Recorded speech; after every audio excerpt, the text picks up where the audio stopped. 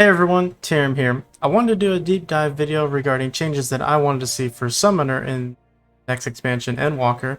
However, with the recent release of the benchmark trailer that Square just dropped in their live letter today, literally about an hour or so ago, we saw some of the inkling inches of looking at some of the new abilities coming down the line for us. In that video, we saw some things about Summoner, and I knew I had to talk about it immediately as soon as I saw it. Speaking of which, in that trailer, we saw this.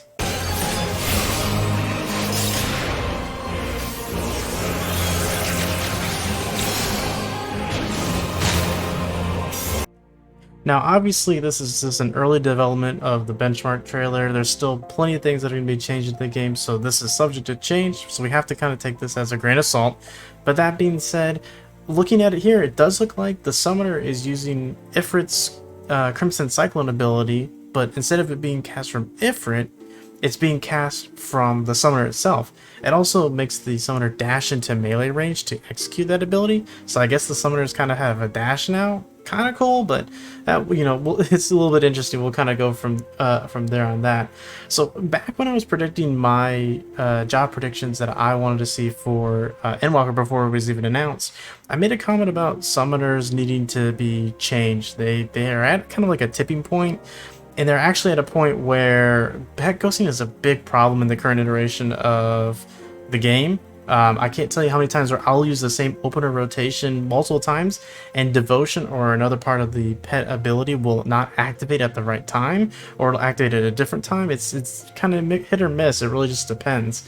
So before seeing that, I really personally wanted to have more of the focus of the summoner be focused on the pet itself, where more actions came from said pets. It seems like that's the opposite direction of where the team is going at the current moment.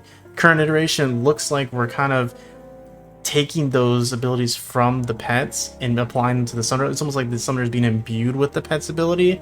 I'm kind of getting a lot of like Final Fantasy 16 vibes from the small trailer we've seen from that, which, you know, in a way, a lot of people before Endwalker came out were making predictions that the summoner was going to go this route.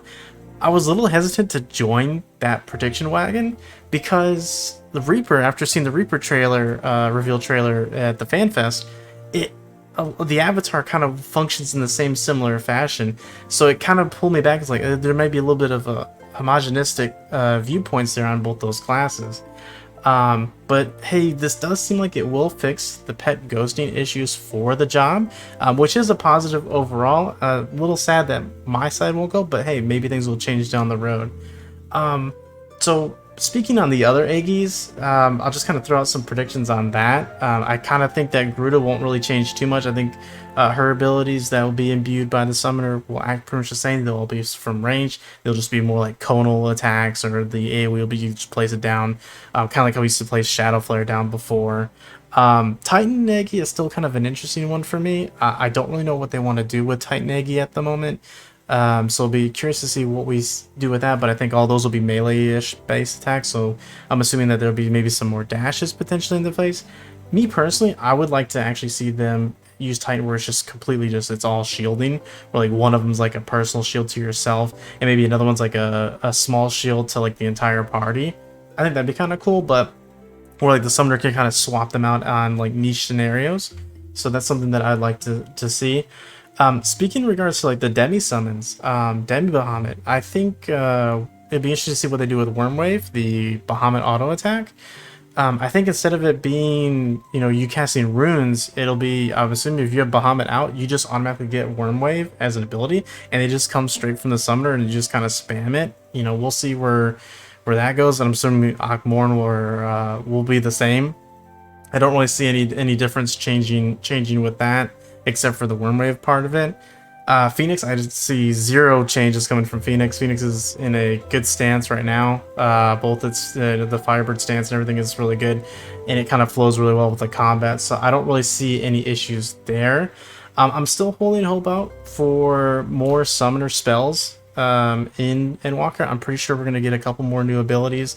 It's only, you know, makes sense that we would get that. I think kind of predicting what kind of abilities we would get will be kind of hard to say, because I think it kind of will now, if we're going to go the route of you're imbuing it from your summon, maybe that means we'll get a lot more summons, like maybe more like eggy summons, like maybe we'll get like Leviathan or Ramu, um, or maybe even Shiva, like some of the ones that we got from ARR way back in the day.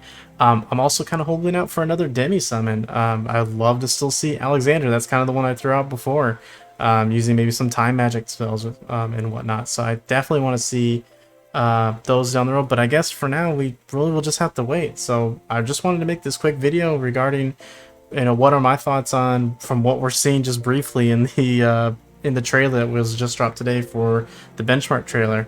That's really all I have to say about it. Let me know what you guys think about this benchmark trailer and the summer changes that you're inkling seeing right now. Do you think that's a good direction for the summers to go? Do you think they should go a different direction? Let me know in the comments below. It's early speculation. We got plenty of time before the media tour and the early access of Endwalker coming, so things will definitely probably change down the road, but hey, we'll see where they kind of go in regards to that. If you like this video, please leave a like. I do kind of want to do some more videos like this in the future. So if there's any ones down the road you want to see, like especially the casters, those are kind of like my main. I still want to do some prediction videos or things I'd like to see, especially about Red Mage for sure. So leave a like. Make sure you subscribe so you don't miss out on any videos I do post. And if you want to support me, you can always support me for free here on YouTube just by following, subscribing to my channel. If you'd like to support me on Twitch, you can as well. I'll put the link down in the description as well. But that being said, that's all I have for tonight. Hope everybody has a great evening, and thanks for watching. I'll see you next time. Take care.